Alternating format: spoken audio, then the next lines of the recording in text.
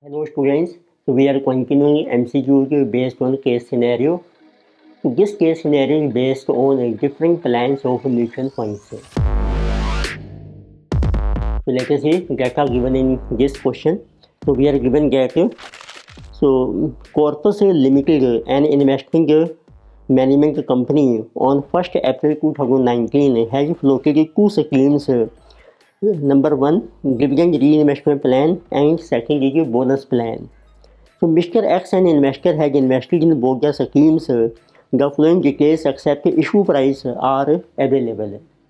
तो इसमें दो स्कीम्स हैं आपकी, डिविडेंड का री इन्वेस्टमेंट प्लान है एंड बोनस प्लान। उनके डिटेल्स आपको दिए हैं एज ऑन 1 अप्रैल 2019। तो उस टाइम जो इशू प्राइस है मीन्स ओपनिंग एनएवी ये आपकी मिसिंग है। This is a good question जिसमें ओपनिंग एनएवी आपको कैलकुलेट करनी है। तो ये रिवर्स चलता है सारा क्वेश्चन। सो कैनिकली गिवन गया था इन डिविडेंड प्लान में आपको डिविडेंड मिल रहा है 31 मार्च 21 को 12%, देन 31 मार्च 2020 को 10%, देन यू रिसीव 31 मार्च 23 15%।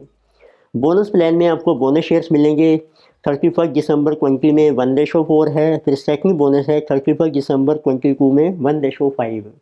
फिर आपको डिफरेंट एनएवीज आपको मेंशन की है। तो डिविडेंड के री इन्वेस्टमेंट प्लान में जो भी डिविडेंड मिलेगा उसको हम री इन्वेस्ट कर रखे हैं उस टाइम के एनएवी के बेस पर and you get additional units. Further क्या आपको मेंशन किया है for dividend and bonus plan में आपकी इन्वेस्टमेंट दे रखी हैं। डिविडेंड प्लान में आपकी इनिशियल इन्वेस्टमेंट है ₹9,20,000, बोनस में है 10 लाख। डिविडेंड प्लान में आपका एवरेज प्रॉफिट है 27,748.6, ये एवरेज प्रॉफिट आपको दिया है। एंड बोनस प्लान में आपको एवरेज यील्ड मेंशन की है 6.4%। So first MCQ are asking calculate the issue price per unit that is NAV at the time of purchase of units by investor Mr. X in case of dividend reinvestment plan। तो पहले dividend री investment plan start करते हैं। तो हमारा opening NAV आपकी missing है। तो first MCQ number 1, this is our dividend री इन्वेस्टमेंट प्लान। तो इस केस में देखिए सबसे पहले जो आपने ओपनिंग मनी इन्वेस्ट की है जिसे जो है 1 अप्रैल 2019 ओपनिंग इन्वेस्टमेंट के लिए गिवन। तो जिस मनी जो अमाउंट्स रुपीज में है ₹9,20,000, but how much is NAV ये आपकी मिसिंग है एट दिस टाइम। तो लेट अस अज्यूम यही आपको कैलकुलेट करनी है। Suppose this NAV is ₹A per unit. तो उससे फिर आपके नंबर ऑफ यूनिट्स आ जाएंगे। what are number of units which investor will get? This will be initial investment 9,20,000 divided by opening NAV। अब आपको डिविडेंड देखो मिल रहा है, पहला डिविडेंड मिल रहा है 31 मार्च 21 में, 31 March 21। So let us right here what is dividend percentage, ये आपको मेंशन किया है। सो this is 12%। Second dividend will get on 31 March 22। So this dividend is our 10%. So third dividend we get on 31st March 23. So this dividend is 15%. Then NAV is also given on different dates. So NAV in case of dividend plan on first dividend it will do 48. Here it will do 48. So when you receive second dividend at that time this is 50 rupees. And when you receive third dividend at that time NAV is 45 rupees। And further it is given. So जो भी आपके units हैं तो ये आपने cell कर दिए हैं ऑन 31 मार्च 24। सो अगर होल्डिंग पीरियड की आपको 31 March 24। So you can see what are number of years will become 5। So as on this date NAV given, so this is our 49। This is NAV after 5 year. तो अब आपने देखो dividend आपको मिलेगा face value के base पर। सो face value है आपकी, जैसे क्वेश्चन साइलेंट है, this will be taken at ₹10 per unit. So it means let us say what are additional units जो आप रिसीव करेंगे डेल्टा एन, इसको हम शो करके हैं डेल्टा एन से additional units. So on this date number of units हैं आपके 920A। तो उसके ऊपर आप देखो कैलकुलेट कीजिए डिविडेंड कितना है आपका पर यूनिट। तो 10 रुपीज़ के ऊपर 12% डिविडेंड आपको मिलेगा 1.2। इसको आप री इन्वेस्ट कीजिए, उस टाइम जो एन है आपकी 48, तो ये आपके एडिशनल यूनिट्स आ जाएंगे। तो let us see how much is this, तो ये बन जाएंगे 9,20,000 इंटू 1.2, तो divided by 48, this is 23,000 upon 8। Then you can see what will be total units after dividend. तो ये हम ले रहे हैं पहले 31 March, this is on 31 March 21। तो total unit will be 920 A आपके ओरिजिनल हैं प्लस 23,000 ए, तो दिस विल बी 943। ये मैंने सिर्फ टोटल यूनिट लिखे हैं 943,000 अपॉन ए, देखिए ये जिसमें नंबर ऑफ यूनिट्स प्लस जो डिविडेंड की आपको मिल रही है। अब नेक्स्ट टाइम आपको डिविडेंड इनके ऊपर मिलेगा जिसे 10%। So let us say what is your additional units you receive on 31st March 22। अब टोटल यूनिट देखो आपके हैं 943,000 अपॉन ए, उसके ऊपर आपको डिविडेंड मिल रहा है 10%, ₹1 बन जाएगा ऑन फेस वैल्यू। इसको आपने री इन्वेस्ट किया है, एन ए भी है कि 50, तो ये आपके आ जाएंगे एडिशनल यूनिट्स। तो डिवाइडेड बाय 50, तो दिस इज 18,860 अपॉन ए। वक्त भी टोटल यूनिट्स ये भी प्लस कर लीजिए अब आप, प्लस 943,000, टोटल अब आपके यूनिट बन गए 961,860 upon A. Next time you get dividend 15% on 31st मार्च। तो what are additional units on 31st March 23। अब टोटल यूनिट्स हैं आपके 961,860 upon A. On this you get a dividend 15% of 10 rupee, ₹1.50, and this is reinvested at NAV is 45. So you get the additional units into 1.5 divided by 45. This is 32,062A। तब आपके total unit बन जाएंगे this plus this much plus 961,860, ये गया 993,922 upon A.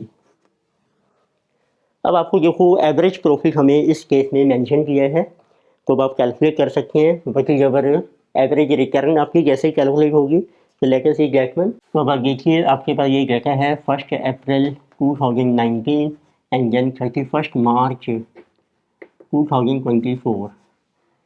So as on this date, what are number of units है, ये थे आपके 9,20,000 divided by 8।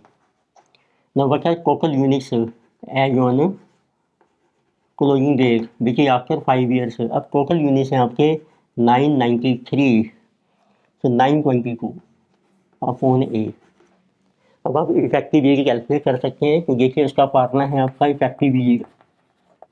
इफेक्टिव ईयर्ड का बेसिक फार्मूला आपका बन जाएगा, तो बचा टोटल यूनिट्स इसी के 993, 922 अपॉन ए।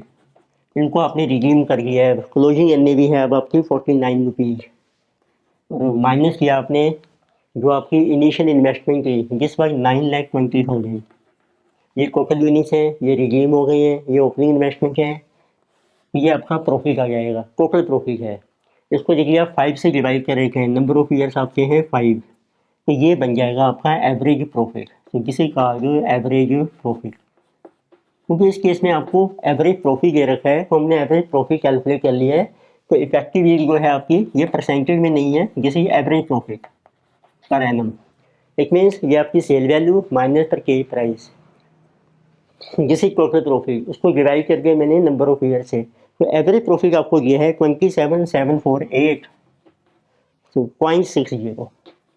अब उसके थ्रू आपकी वैल्यू ए की कैलकुलेट हो जाएगी, which will be our opening NAV which we have assumed. So let us see this one, तो आप क्रॉस मल्टीप्लाई कीजिए, so this will go on this side and so we are getting 993, 922 upon A into 49 is equal to, so 27,748.6 into 5 plus 920, this is coming 1058,743.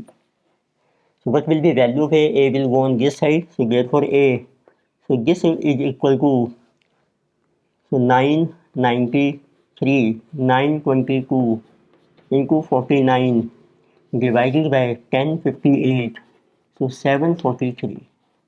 So this will be our opening NAV which we have assumed. So let us see how much is this answer. So this is 993, 922 times 49, so divided by 1058, 743. So this is coming ₹46. ये आपका answer है opening NAV. So now you can see which option is correct. Answer is option number B.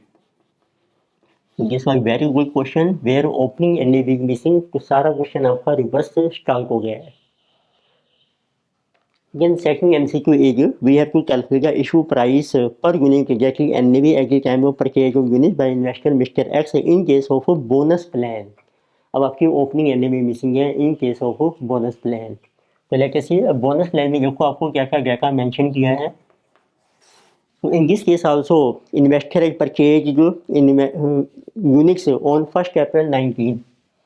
तो आपकी date को investment है 1st April 2019.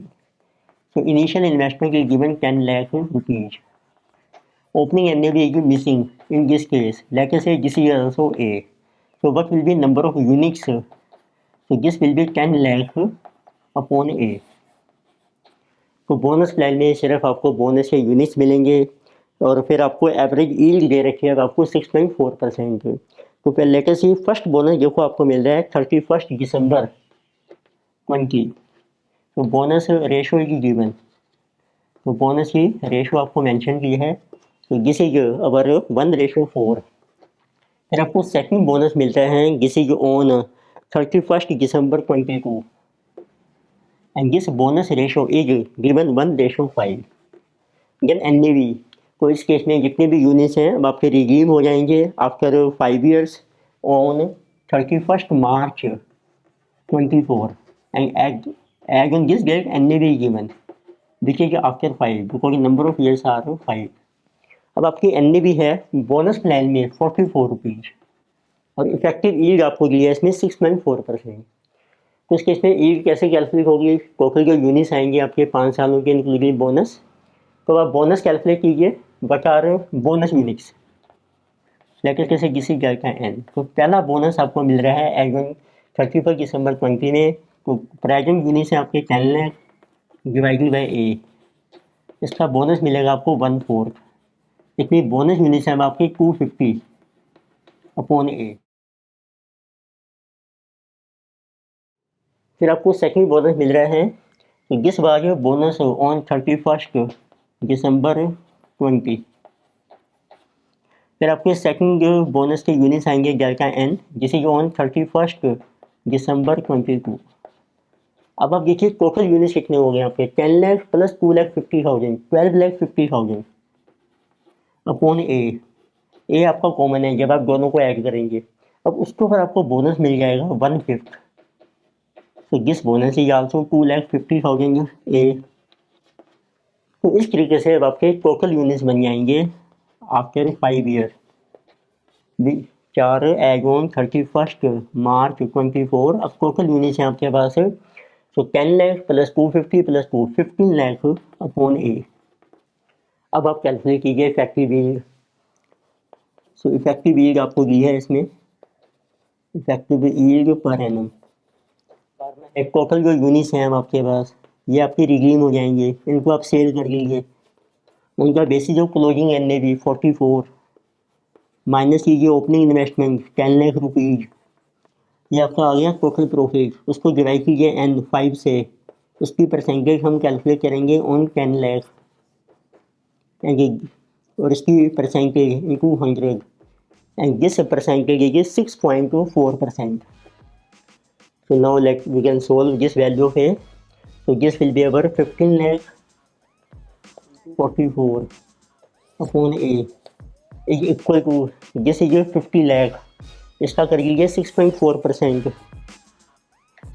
This is 50 lakh into 6.4% 3,20,000 plus 10 lakh. This is becoming 13,20,000. Now we get the value of A which is your opening NAV. This is 15 lakh into 44 divided by 13,20,000. 15 lakh into 44. So divided by 13 lakh 20,000. So this opening NAV is coming rupees 50. So this is your answer. So this was also good point. So which option is correct? Answer is option number C. So in this lecture we discuss case scenario based on different plans of mutual fund. Further topics we will continue next lecture से. Video आपको अच्छी लगती है subscribe कीजिए, recommend कीजिए, share कीजिए. Thank you.